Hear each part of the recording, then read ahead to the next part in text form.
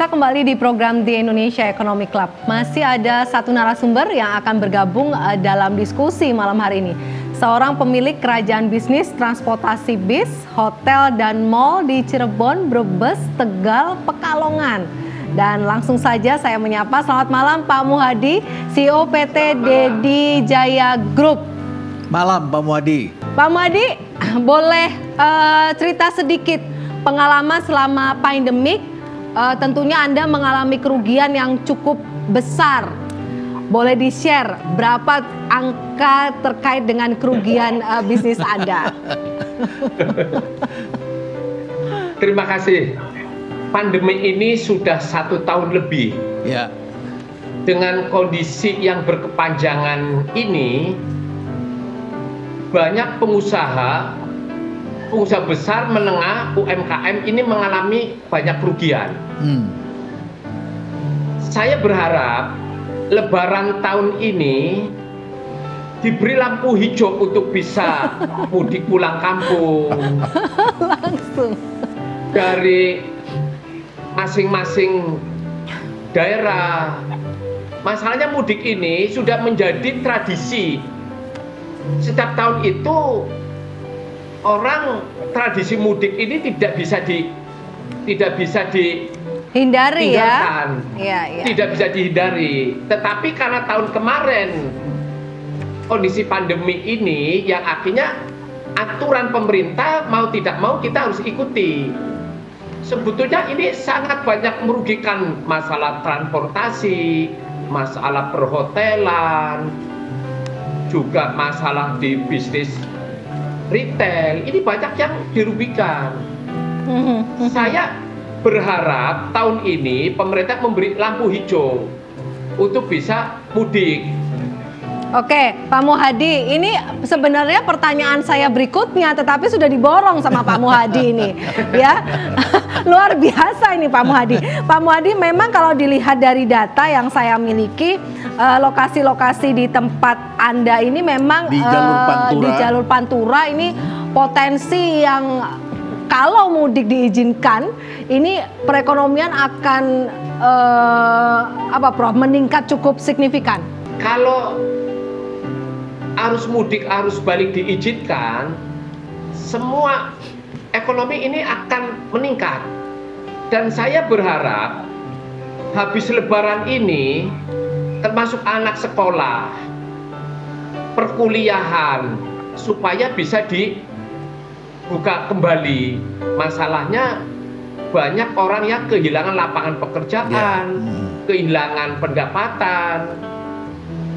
Orang yang banyak dirumahkan, di PHK, ini membuat prihatin kita semuanya. Pak Muhadi, pertanyaan singkat dari saya. Ekonomi atau kesehatan? Dari kacamata Pak Muhadi, mana yang lebih penting? Semuanya juga penting. Masalahnya yang namanya sehat itu mahal harganya. Uang bukan segala-galanya tanpa kesehatan. Tapi sehat pun tanpa uang, hidup kita jadi lemes. Ya, betul. Saya kebetulan saya juga punya bisnis di kesehatan rumah sakit, punya bisnis juga di bidang-bidang lain. Jadi ini sama-sama penting. Ekonomi, mohon maaf Pak Ganjar, karena ada yang disampaikan dengan orang yang ekonominya tidak kuat, urusan perut. Kalau perutnya lapar, orang itu bisa membuat kufur dan kejahatan. Ya. Maka ini sama-sama harus seimbang. Iya, Pak Muhadi. Ekonomi juga ditunjang, kesehatan juga harus ditunjang. Mas Ganjar, mungkin ada pesan Anda gitu, dengan misalnya menghadapi pengusaha seperti Pak Muhadi yang tetap kekeh. Ayo dong pemerintah mengizinkan untuk mudik begitu, karena ada concern tadi yang beliau sampaikan bahwa banyak PHK dan lain sebagainya. Mas Ganjar. Iya, sebenarnya dengan pandemi yang sudah 1 tahun itu ada cerita kebiasaan, ya, kebiasaan. Jadi kalau kita bisa beradaptasi dengan kebiasaan baru, boleh. Saya kira dunia penerbangan ya Garuda dipimpin Pak Aya, kebiasaan barunya dirubah semuanya, meyakinkan pada masyarakat, terus bagaimana cara berkomunikasi, mengatur seat dan sebagainya, itu kan kebiasaan. Ya. Sambil kemudian pemerintah memberikan vaksin. Nah, sekarang lagi turun nih kondisinya, maka kita antisipasi, tapi jangan sampai terjadi second wave. Kalau terjadi second wave bahaya semuanya. Maka kalau kondisi seperti ini, kesehatan tetap harus nomor satu. Kenapa kemudian pemerintah selalu refocusing, memberikan semuanya, ini kondisinya darurat, tidak bisa tidak. Nanti kalau kemudian kita tidak hati-hati, tidak prudent, terus kita membuat kebijakan itu keliru, terjadi second wave, saya tidak membayangkan lagi bagaimana kondisi nakes yang ada. Maka kalau kemudian belajar 1 tahunnya itu sudah cukup, maka ayo prokesnya kita perketat.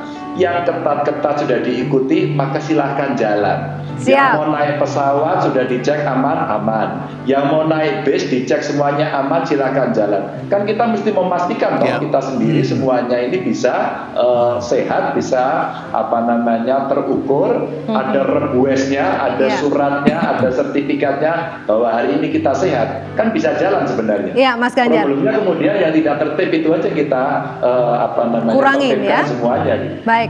Strategi Garuda sendiri, kalau melihat ataupun misalnya menghadapi sosok penumpang seperti Pak Muhadi ini, tentunya Garuda akan happy sekali begitu, akan pergi dengan menggunakan pesawat atau pilihan yang lain. Tetapi strategi Garuda sendiri, jika ini diperbolehkan. Ya, jadi gini, kami ini dari awal sudah memposisikan diri, memastikan bahwa kesehatan nomor 1. Ya. Nomor 2 kesehatan. Bahwa habis itu kita ngomongin soal bisnisnya gitu kan. Karena kita percaya kalau ini nggak selesai kesehatan, bisnis juga nggak akan balik-balik gitu kan. Tapi memang saya setuju dengan Pak Muhadi, kita mesti kenceng ini proses disiplin, proses memastikan prokes di dalam perjalanan itu mesti kita saling jaga gitu.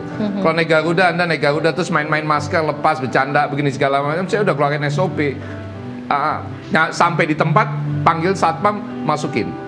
Karena ini soal serius gitu kan. Jadi kalau kita sama-sama disiplin, sama-sama mendukung, nomor 3 udah bisa kita secepatnya capai ya Mas Ganjar ya. Jadi Mas Ganjar juga kan welcome selama semuanya disiplin. Oke.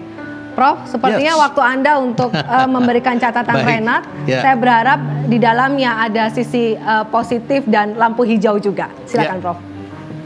Baik, ya. Inilah catatan Renald Kasali. Mudik jangan lagi. Begitu insting manusia Indonesia di masa pandemi. Antara kerinduan sebagai musafir yang mengembara jauh dari kampung halaman pada penghormatan asal-usul, dengan ancaman pada kesehatan ataupun kepunahan sebuah rumpun. Namun bukan manusia kalau tak menggunakan akalnya untuk hidup berparadoks. Sebab dari dulu keberlangsungan itu memang paradoks. Antara ekonomi dan kesehatan yang bukan berjalan masing-masing, namun bergandengan tangan, dibingkai oleh budaya dan aturan baru tentunya. Setahun adalah cukup waktu untuk memahami apa yang terjadi dan menyusun langkah-langkah ke depan. Pada saat itu, kita menjalankan mudik dengan cara-cara baru. Ya, cara-cara baru. Dan mulai memberi ruang untuk perputaran ekonomi. Dimulai dari skala yang kecil, ya, seperti kita membuka jendela di pagi yang sejuk untuk mengajak sinar mentari masuk. Sedikit saja dulu dan selalu adaptif. Segera pulang kalau yang mudik terlampau banyak, atau sebaliknya bergegas berangkat kalau banyak yang membatalkan perjalanan.